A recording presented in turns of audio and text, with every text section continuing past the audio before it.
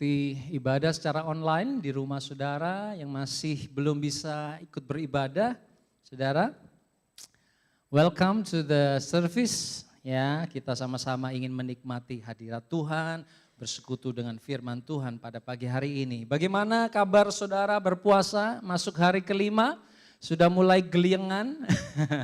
Ya, got dizzy a little bit and got hungry even more. Ya, but it's okay. Ya, tubuh kita sedang berubah. Tetapi saya berharap roh kita pun sedang diubahkan oleh Tuhan. Amin. Amin. Haleluya. Oke saudara, hari ini kita akan sama-sama belajar dari kebenaran firman Tuhan. Saudara pasti saya percaya saudara pernah mengundang orang untuk menghadiri acara yang saudara lakukan ya. Either itu birthday atau dulu wedding atau apapun, syukuran rumah, housewarming, saudara mengundang orang-orang yang saudara rasa dekat dengan mereka, betul? Ya, saudara mengundang orang-orang yang paling tidak saudara hormati, saudara kagumi, saudara ingin include mereka di dalam undangan saudara, ya. Dan orang-orang yang kita beri tempat di hati kita, very close to our hearts, we invite them, ya. Dan kita pasti senang meluangkan waktu dengan mereka. Ya saudara, begitu juga ada satu undangan yang dibuka dan diberikan oleh Allah bagi setiap kita. Bukan hanya orang Kristen, bukan hanya orang yang datang ke gereja, tetapi orang dimanapun di seluruh dunia ini ada suatu undangan yang Allah berikan. Ya untuk kita datang mendekat kepada Allah. Yakobus 4 ayat 8a berkata, mendekatlah kepada Allah dan Dia akan mendekat kepadamu. Mendekatlah kepada Allah dan Dia akan mendekat kepadamu. Sama-sama kita baca 1, 2, 3. Mendekatlah kepada Allah dan Dia akan mendekat kepadamu.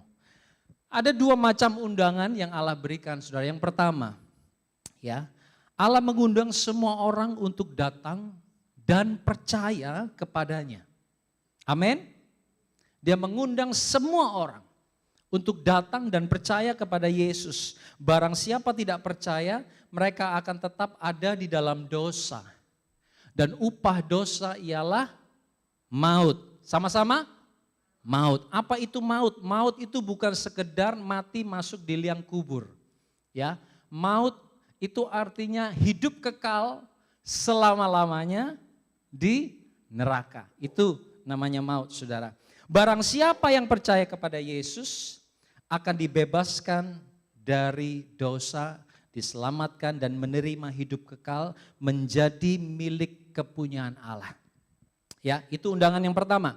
Undangan yang kedua bukan sekedar saudara datang menerima Yesus, saudara datang bergereja, tetapi undangan yang kedua adalah Yesus mengundang milik kepunyaannya untuk datang mendekat, untuk datang bersekutu dengan Dia. Ya, saudara bisa bedakan dua macam undangan ini. Banyak orang Kristen hanya berhenti menghadiri undangan yang pertama. Cukup percaya Yesus, that's it, saya sudah orang Kristen. Tetapi sebagian besar masih belum menerima undangan yang kedua untuk bersekutu dengan Allah. Saudara tahu saya, ya saudara mungkin kenal saya, tetapi itu berbeda dengan kalau saya undang saudara ke rumah saya untuk makan bersama, betul? Oh ternyata ya, Yapi itu kalau di rumah nggak kayak waktu di panggung. Wah, celana pendekan misalnya, baru tahu. Betul saudara? Oh ternyata istri Yapi itu bisa masak. Kalau masak tuh enak. Loh baru tahu kan saudara. Kalau saudara undang ke rumah saudara, saya akan menemukan saudara dari sisi yang berbeda. Betul? Begitu juga dengan Allah. Dia mengundang saudara untuk percaya kepadanya, menerima keselamatan dan hidup yang kekal. Tetapi yang kedua, dia mau bersekutu dengan Bapak Ibu saudara sekalian. Yang setuju katakan amin. Amin. Yesaya 55 ayat 1 dikatakan, ayo hai semua orang yang haus, marilah dan minumlah air, dan hai orang yang tidak mempunyai uang, marilah terimalah gandum tanpa uang pembeli dan makanlah juga anggur dan susu tanpa bayaran. Ada satu undangan keselamatan yang Tuhan berikan kepada setiap manusia. Matius 6 ayat 33, ada sebuah undangan yang lain yang Yesus katakan, carilah dahulu kerajaan Allah dan kebenarannya, ayo. Matius 7 ayat 7 dikatakan, mintalah maka akan diberikan kepadamu, carilah maka kamu akan mendapat, ketoklah maka pintu akan dibukakan bagimu. Itu suatu undangan. Dia ingin membuka dirinya bagi setiap orang yang menerima undangan itu. Saudara coba bayangkan sebentar saudara ya. Allah yang begitu besar yang tadi kita nyanyikan ya saudara. Allah yang maha luar biasa, pencipta langit dan bumi. Dia mengasihi, dia mau dikenal, mau disapa oleh saudara dan saya. Coba bayangkan, dia mengundang kita untuk mendekat, datang bersekutu. Dalam puasa ini, kesempatan untuk kita datang. Amin. Untuk mengenal dia lebih lagi. Kita singkirkan sedikit makanan-makanan kita. Ya, kesenangan-kesenangan kita. Kita luangkan sedikit waktu untuk datang menerima undangan untuk kita mengenal dia lebih lagi.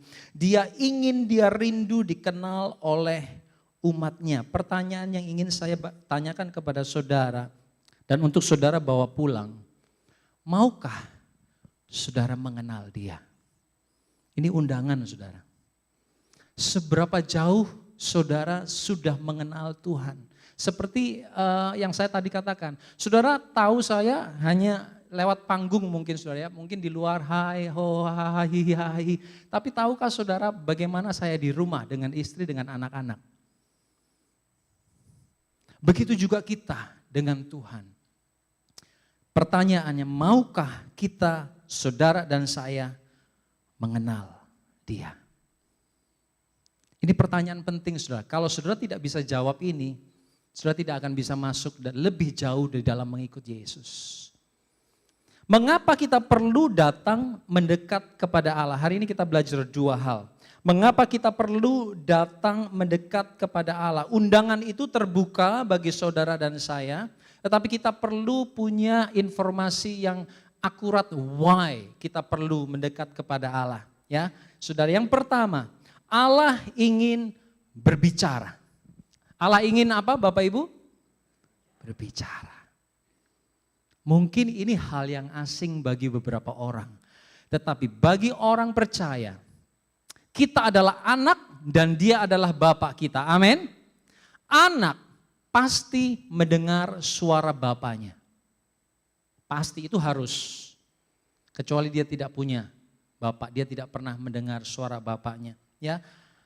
Allah kita adalah Bapa yang relational, saudara. Yang rindu untuk punya hubungan. Dia punya kerinduan, dia punya rasa kangen, dia punya rasa ngebet kepingin ketemu dengan saudara. Mungkin saudara mendengar perkataan saya ini rada-rada aneh, saudara ya. Masa sih? Nggak kayak bapak gua sih. Bapakku mah aku pergi kemana juga nggak pernah ditanya. Ya, bagi kita manusia, perkataan tadi saya katakan, dia rindu, dia kangen, dia ngebet, kepengen ngobrol, kepengen kasih tahu sesuatu kepada saudara. Itu merupakan sesuatu yang sangat strange, asing. Karena kita dibesarkan dengan cara manusia. Kita tidak pernah menemukan satu pribadi yang kasihnya itu sedemikian besar di dalam hidup kita. Betul saudara? Kita dibesarkan apalagi dari Chinese Tionghoa yang totok, yang gak pernah rangkul, betul ya? Gak pernah tatap muka, tatap wajah, mata, gak pernah ngomong, papa sayang sama kamu, papa bangga sama kamu. Kita gak pernah dengar itu saudara. Oleh karena itu sangat susah untuk kita mengerti bahwa ada satu pribadi yang begitu besar yang mengasihi saudara dan saya sampai dia mau mati, memberi hidupnya. Itu asing buat kita. Tetapi pagi hari ini, percayalah Bapak Ibu saudara sekalian, bahwa Allah adalah Allah yang ingin berbicara dengan saudara. Oleh karena itu, salah satu atribut salah satu sebutan bagi Allah kita adalah Elkana. Saudara tahu El biasanya El Shaddai. Ya, Allah Maha Kuasa. Ini adalah Elkana. Elkana adalah Allah yang cemburu. Wah, saudara kaget. Allah adalah consuming fire. Api yang menghanguskan. Wah, dia sangat bukan pemarah loh saudara, enggak. Dia cintanya itu menggebu-gebu, nah itu bahasanya Tante Jasmine. Menggebu-gebu, ngebet. Dia Allah yang cemburu. Ada seorang artis terkenal saudara di Amerika, dia pada waktu dia masih remaja, dia tumbuh di dalam keluarga yang broken, very broken home. Dan dia pada waktu satu hari dia datang ke gereja, dia mendengar ayat ini, bahwa Allah adalah Allah yang cemburu. Ayat ini membuat dia kemudian berbalik dan tidak percaya kepada Tuhan. Masa Allah cemburu sama saya? Kita belajar artinya saudara ya. Allah adalah Allah yang cemburu. Keluaran 34 ayat 14. Sebab janganlah engkau sujud menyembah kepada Allah, karena Tuhan yang namanya cemburuan adalah Allah yang cemburu. Cemburu dan iri hati itu beda. Kalau iri hati itu menginginkan milik orang lain. Tapi cemburu menginginkan miliknya sendiri. Jangan kebalik saudara ya. Namanya cemburu, kalau saudara cemburu sama suami saudara yang suka main bola tiap malam, kok kamu lebih sayang sama teman-temanmu daripada sama spend time dengan aku sih? Siapa yang suka main bola masih? Atau nonton bola paling enggak. Dan melupakan anak dan istri. Ya, itu namanya cemburu karena istri menginginkan suami itu punya waktu dengan keluarga. Itu cemburu, bukan iri hati. Kalau iri hati artinya si istri kepengen main bola juga dengan teman-temannya suami. Ya saudara. Allah adalah Allah yang cemburu karena apa? Dia menginginkan saudara dan saya menjadi miliknya. Bersekutu bersama dengan dia.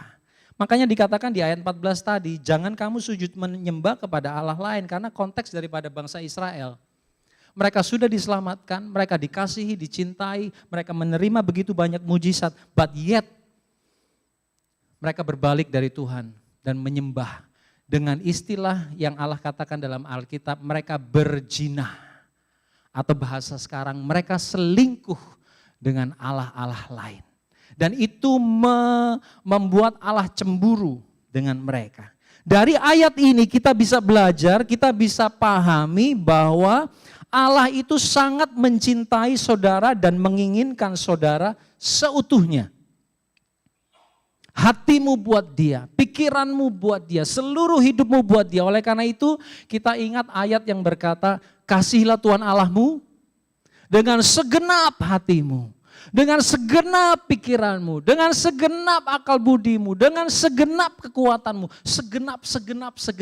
Tidak ada tempat buat yang lain.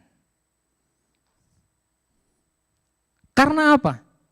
Karena dia sudah mencintai, mengasihi saudara dan saya dengan segenap hidupnya.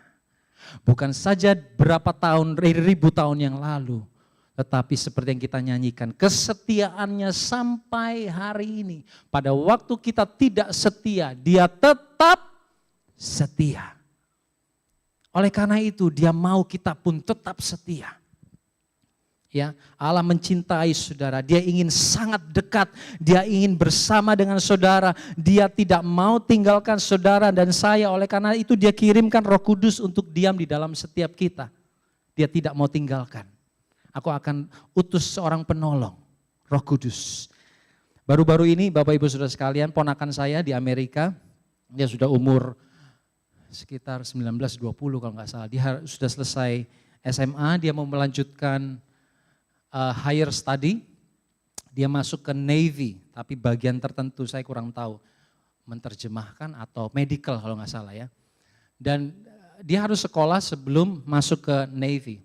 Dan sekolahnya itu di luar kota, di luar state kalau nggak salah.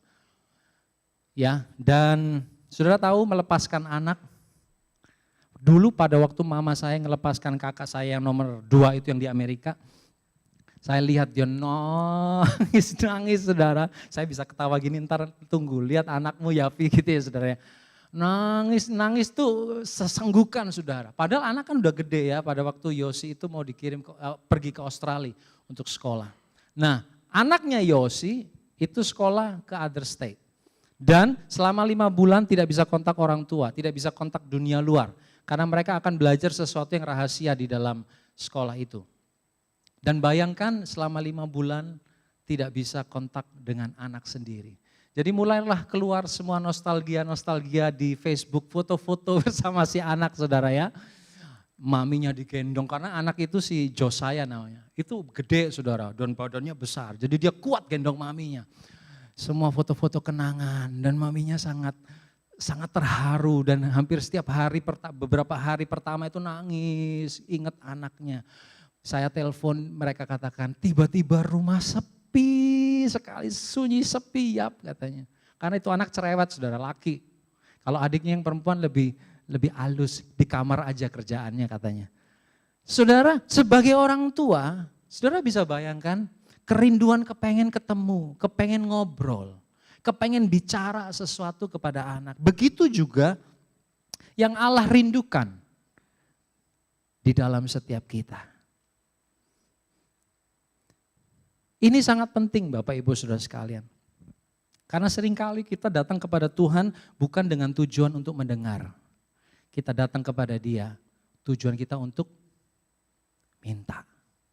Pokoknya Tuhan tidak perlu banyak bicara. Saya butuh ini Tuhan, ini udah mepet, udah due date. Please help me. Kemudian saudara pergi. Gak perlu dengar. Kebanyakan dari kita seperti itu. Padahal Tuhan itu lagi mau ngomong, Veve udah pergi, orangnya udah gak ada. Davi, orangnya udah gak ada. Yong, orangnya udah gak ada. Dia rindu berbicara dengan kita. Dan dia mau berbicara pada waktu kita datang mendekat. Kalau saudara lihat dari Alkitab, saudara, begitu banyak cerita di Alkitab. Mereka yang datang mendekat, mencari Tuhan dan mendekat, baru Tuhan berbicara. Contohnya Musa. Pada waktu Musa melihat semak duri yang terbakar, ya ada api tetapi tidak terbakar. Dan Musa pada waktu itu dia sedang menggembalakan kambing domba. Kemudian dia melihat apa ya itu? Musa mendekat. Pada waktu Musa mendekat baru Tuhan berbicara, Musa. Pada waktu Maria datang mendekat di kaki Yesus, baru Yesus mengajar. Yesus tidak mengajar memberitakan firman-Nya jauh bagi orang yang tidak mau mendengarkan saudara. Pada waktu kita datang mendekat, Dia ingin berbicara kepada setiap kita. Amin saudara. Kapan terakhir saudara dengar suaranya? When was the last time saudara mendengar, Nak, kamu kecewa ya? Nak, kamu capek ya? Kamu takut ya? Kamu khawatir ya? Kamu khawatir masa depan anakmu? Kapan terakhir saudara dengar? Dia berkata, aku ada bersama dengan kamu. Pada waktu tahun 2001 saya datang saudara di Australia, saya ngekos sendirian saudara di sebuah kamar. Sepi, saya nggak punya siapa-siapa di Sydney ya saudara. Satu hari saya berdoa, Tuhan sepi banget ya Tuhan ya. Waktu itu saya belum ke Eklesia ya, waktu itu masih ke Hillsong.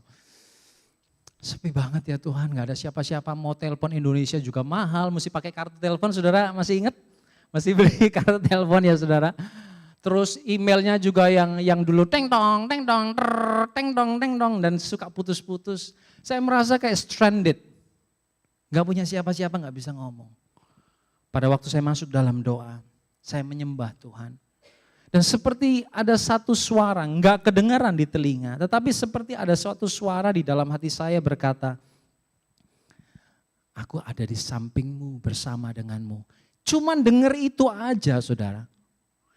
Saya bisa nangis seperti suatu beban itu terangkat di dalam hidup saya.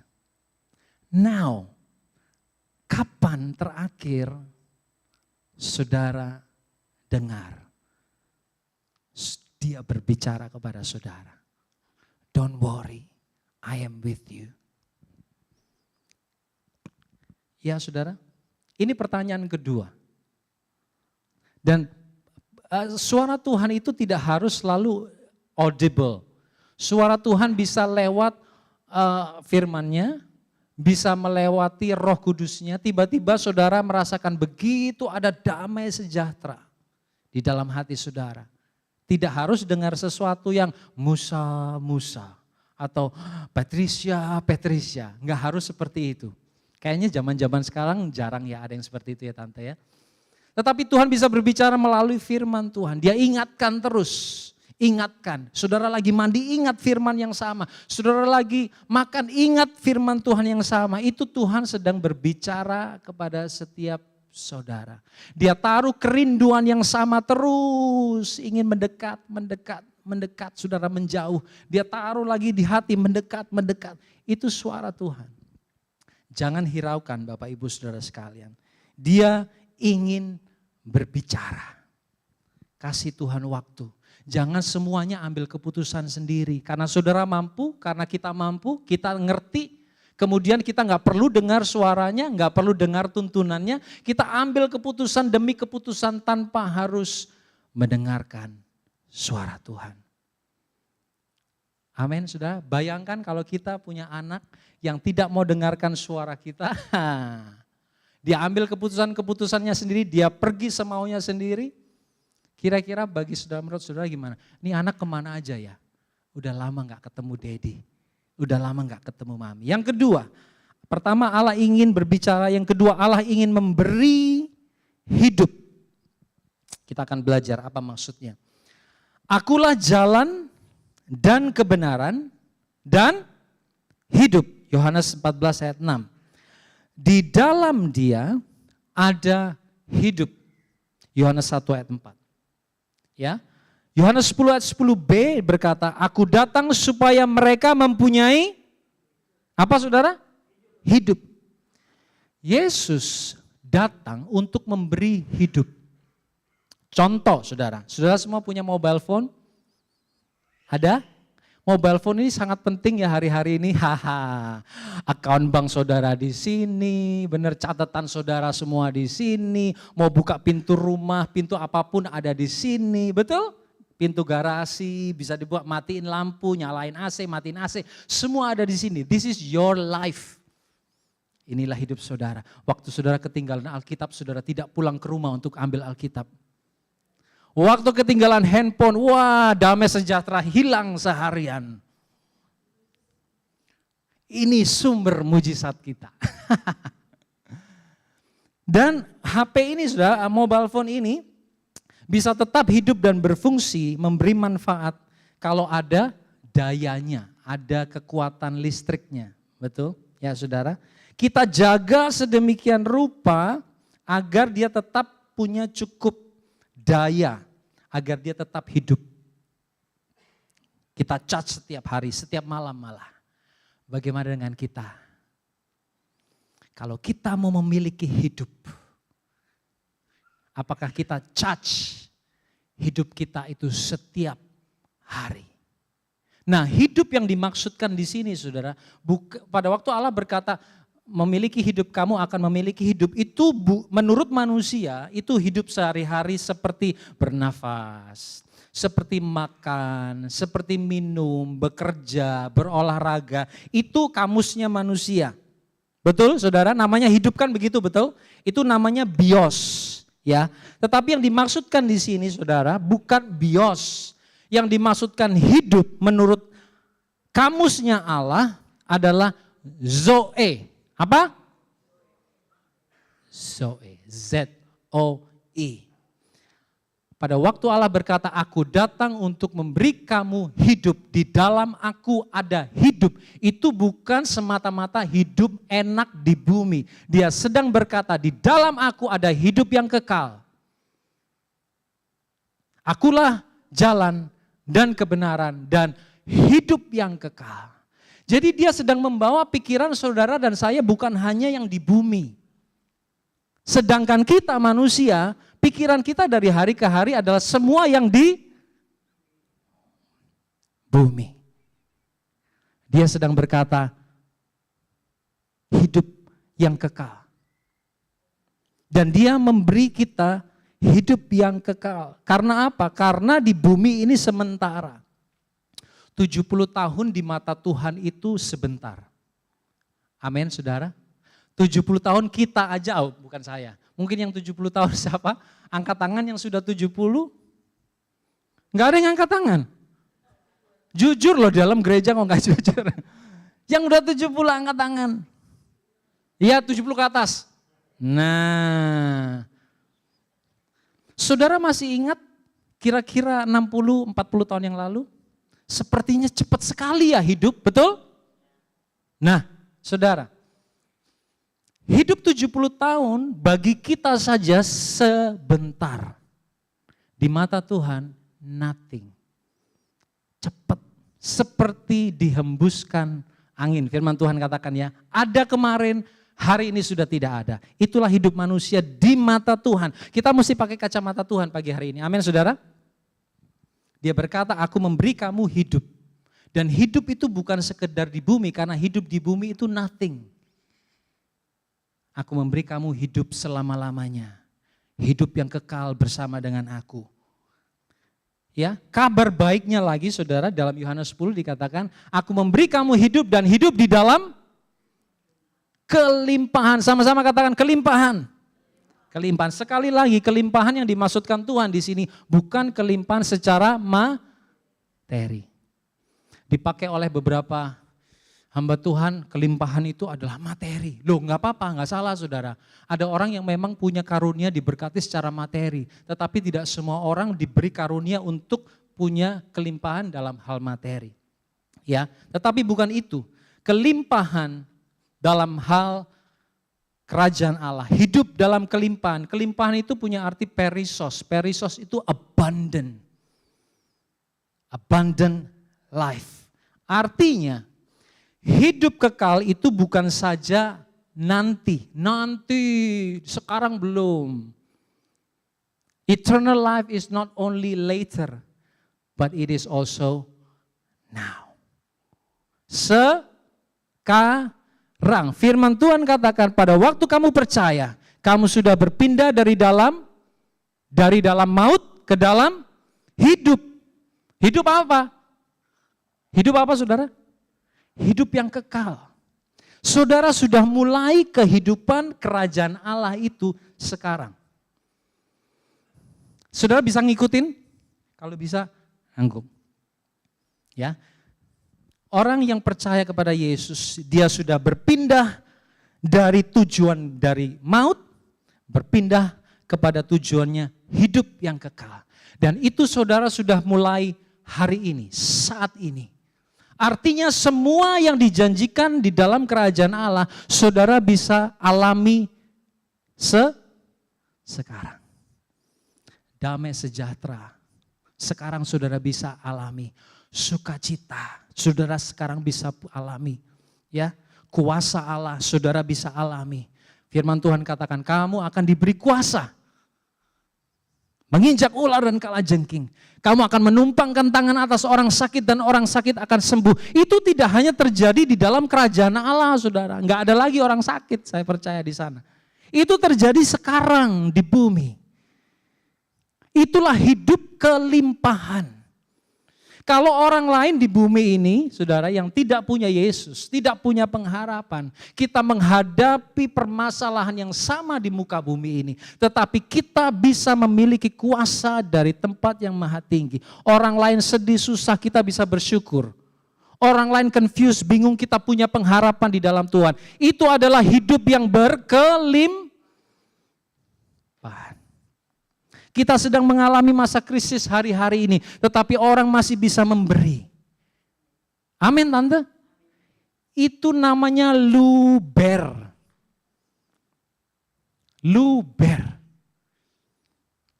Walaupun saudara hanya bisa memberi sedikit, tetapi kalau saudara bisa memberi, itu namanya saudara memberi dari kelebihanmu. Jangan tunggu sampai kaya baru memberi. Belum tentu kalau sudah banyak duit saudara mau memberi. Karena pemberian saudara akan lebih besar daripada pada waktu saudara masih punya sedikit.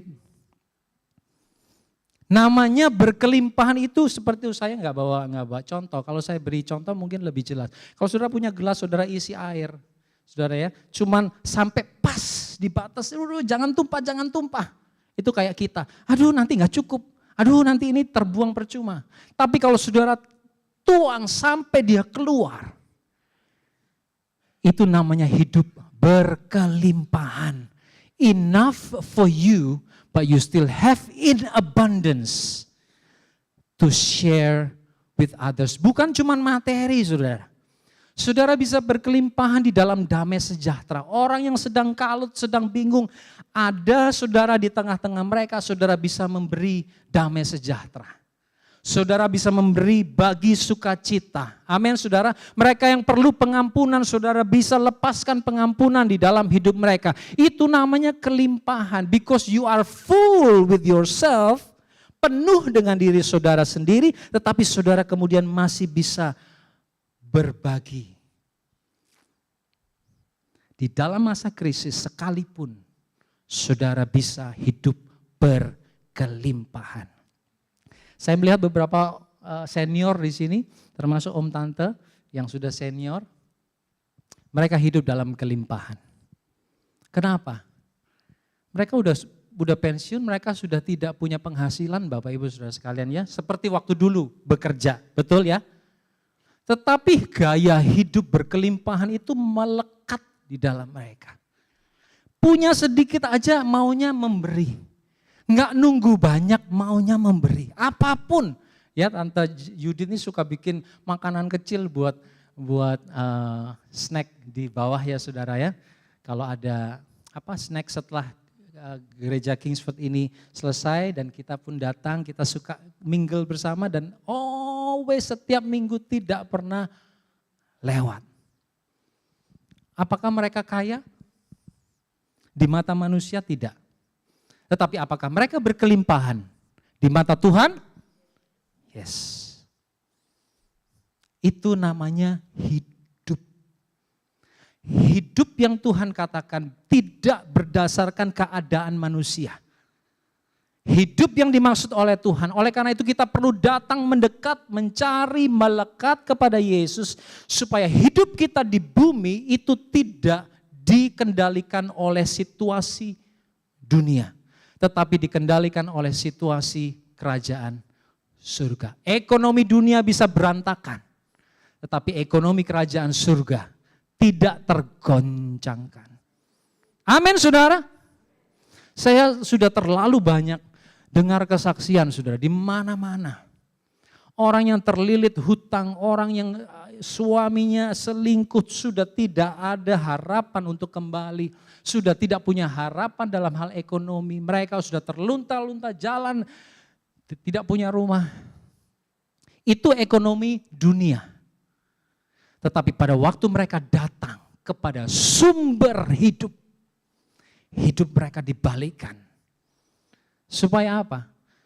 Supaya orang dunia melihat bahwa di dalam Yesus tidak ada yang wasted. Tidak ada second class. Semuanya adalah warga negara kerajaan. Kerajaan apa saudara? Surga. Oleh karena itu saudara dan saya adalah warga negara kerajaan surga. Warga kerajaan surga. Belum sampai ke sana mungkin. Tapi kita sudah disebut warga kerajaan surga. Oleh karena itu firman Tuhan itu ya dan amin. Dikatakan orang benar tidak pernah meminta-minta. Ada amin saudara?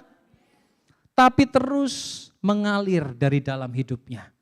Karena ekonomi saudara dan saya tidak tergantung kepada ekonomi bumi.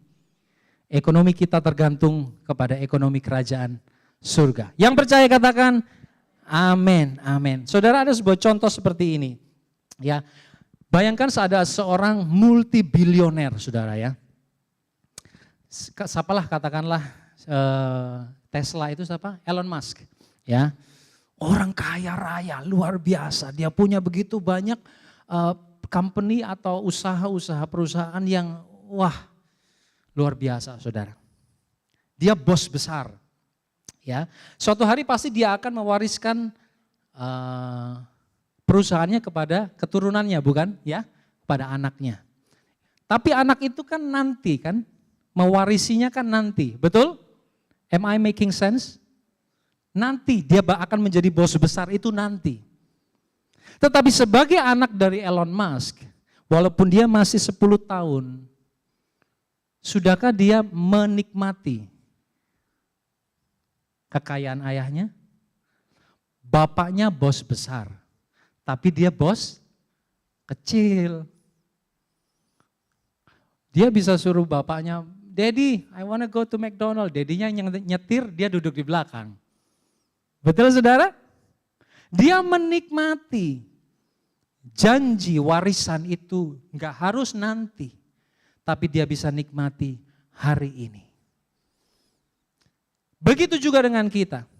Di dalam Yesus, kalau kita datang kepada Dia, Dia adalah sumber kehidupan kita. Kita menikmati segala sesuatu yang ada di dalam Dia. Dia dikatakan Dia adalah Bapa dan kita adalah anak.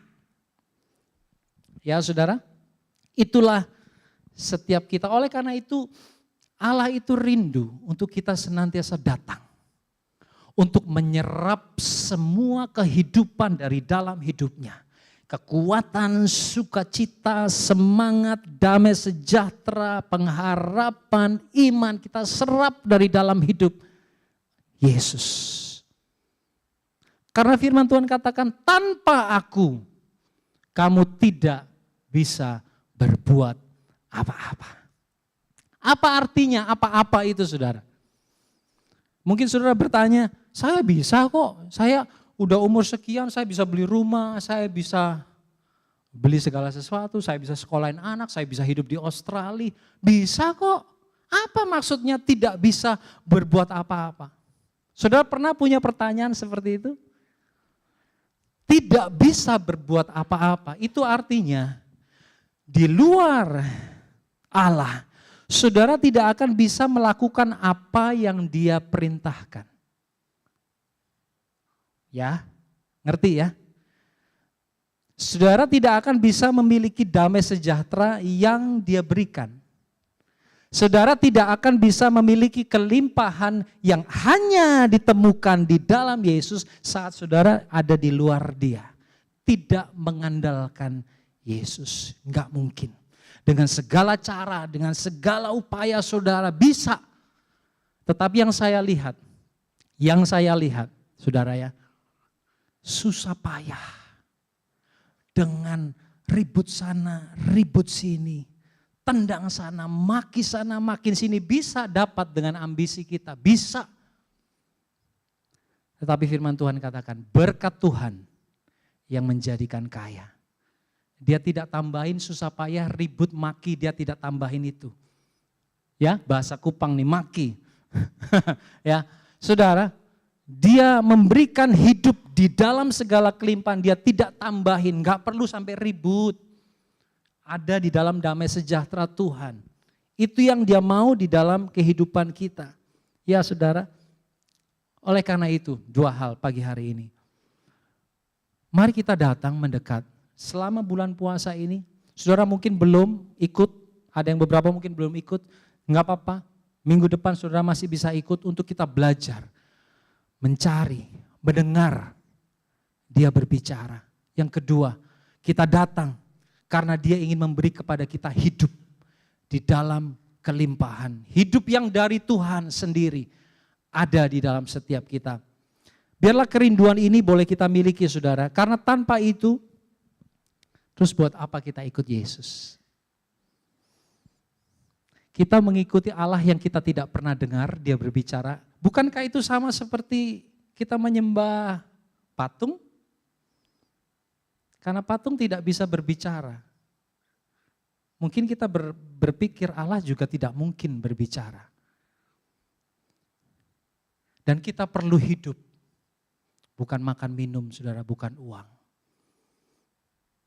Hidup di mana orang lain tidak bisa, kita bisa. Orang lain tidak kuat, kita kuat. Orang lain putus pengharapan, kita punya pengharapan. Orang lain kena jalan buntu, kita punya jalan keluar. Itu hidup. Bukankah itu yang dicari oleh manusia? Gak perlu banyak. Tapi punya damai, tapi punya sukacita. Betul saudara? At the end of our lives, di akhir hidup kita, di ranjang kematian kita akan berpikir, aku ini cari apa ya dalam hidup? Bukankah aku cuma cari bahagia, damai sejahtera? Betul saudara? Dan itu hanya bisa didapat di dalam Yesus. Mari 1 bulan, 21 hari ini, kita datang mencari hidup itu, melekat, menyerap semua yang Dia inginkan di dalam hidup kita. Mari kita tundukkan kepala, kita tutup mata kita.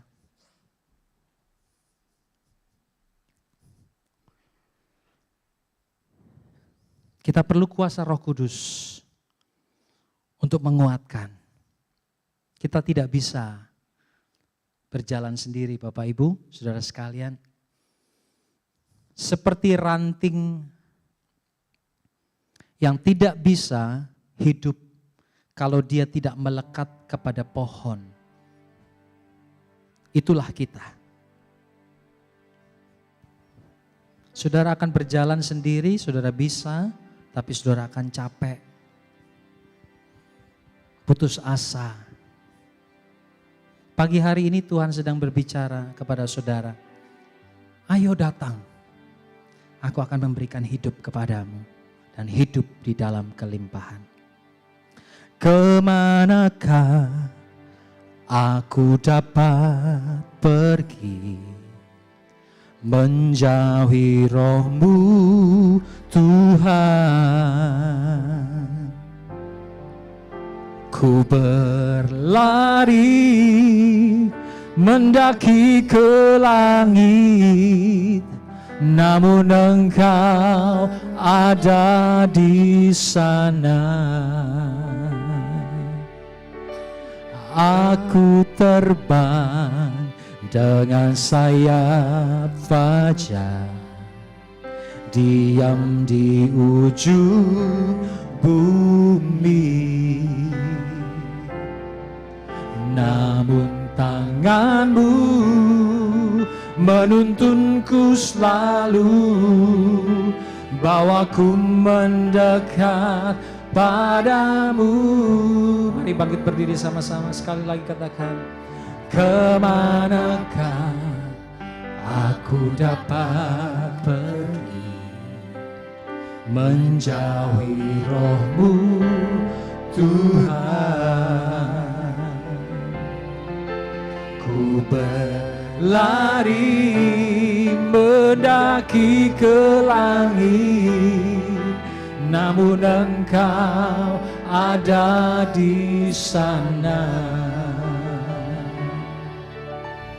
Aku terbang dengan sayap fajar, diam di ujung bumi.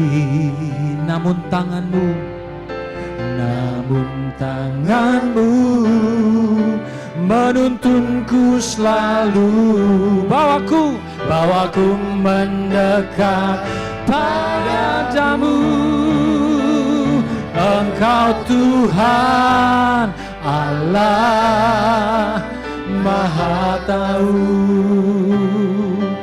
betapa dahsyatnya kuasa-Mu. Hadirat-Mu kini penuhiku, bawaku mendekat. Engkau Tuhan Allah Maha Tahu, betapa Betapa dahsyatnya kuasa-Mu, ya Yesus. Hadirat-Mu kini penuhiku, bawaku mendekat padamu. Mari kita responi firman Tuhan. Mari kita datang dalam hadirat Tuhan dengan tujuan untuk mendengar. Jangan minta apa-apa. Mari kita minta Dia hanya untuk berbicara kepada setiap kita. Dia terlebih rindu untuk berbicara, menjamah saudara pagi hari ini. Biar ada kekuatan, ada breakthrough pemulihan di dalam setiap kita tahun ini. Kemanakah aku dapat pergi, menjauhi Roh-Mu Tuhan. Ku berlari mendaki ke langit, namun Engkau ada di sana. Aku terbang dengan sayap fajar, diam di ujung bumi. Namun tangan-Mu,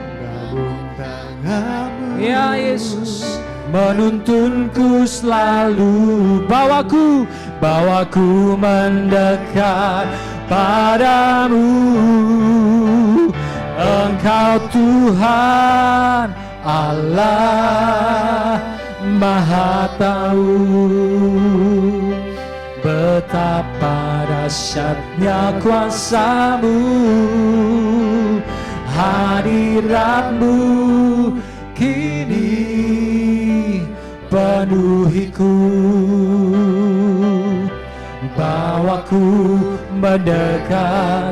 Satu kali lagi jemaat saja katakan, Engkau Tuhan, ya Maha Tahu, betapa dahsyatnya kuasa. Kamu akui kedahsyatan-Mu. Hadirat penuhi Tuhan, penuhi pagi hari ini, penuhiku, bawaku. Mari angkat tangan kita sama-sama katakan, Engkau Tuhan, Engkau Tuhan Allah Maha Tahu. Benar Tuhan, betapa dahsyatnya kuasa-Mu. Hadirat-Mu kini penuhiku, bawaku mendekat. Hadirat-Mu, hadirat-Mu kini penuhiku, bawaku mendekat. Satu kali lagi, hadirat-Mu, hadirat-Mu kini penuhiku, bawaku mendekat padamu. Biar hadirat-Mu memenuhi setiap kami pagi hari ini Tuhan. Jamah setiap kami pagi hari ini Tuhan. Hati yang sudah mulai tawar, hati yang sudah menjauh daripada-Mu, kami mungkin tidak bisa merasakan Engkau ada, Engkau hadir di tengah-tengah hidup kami. Biarlah kami boleh merasakan itu pagi hari ini. Kami boleh aware of your presence this morning in the name of Jesus. Engkau hadir di tengah-tengah kami Tuhan. Engkau ada dalam hidup kami melalui Roh Kudus-Mu. Dan Engkau ingin penuhi satu kali lagi gereja-Mu dengan kuasa dari tempat yang maha tinggi. Mengalir itu Tuhan pagi hari ini, memenuhi setiap kami pagi hari ini Bapa. Oh terima kasih Yesus Tuhan. Haleluya. Minta Roh Kudus penuhi jamaah di dalam nama Yesus. Jamaah Tuhan di dalam nama Tuhan Yesus. Oh dibebaskan, dimurnikan, dipulihkan di dalam nama Tuhan Yesus. Pagi hari ini, we have an encounter with you. In Jesus' name, in Jesus' name. Mengalir Tuhan, mengalir di tengah-tengah kami pagi hari ini Yesus. Haleluya, haleluya, haleluya, Jesus, Jesus, Jesus, Jesus. Terima kasih Tuhan. Oh, haleluya. Mengalir, mengalir, penuhi setiap kami Tuhan. Haleluya.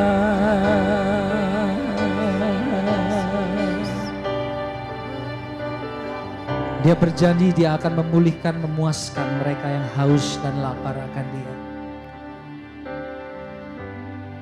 Kalau engkau haus dan lapar akan Tuhan, aku ingin rasakan jamahan-Mu Tuhan. Secara pribadi, aku rindu dia akan penuhkan saudara pagi hari ini. In Jesus' name. In Jesus' name. Terima kasih Bapa.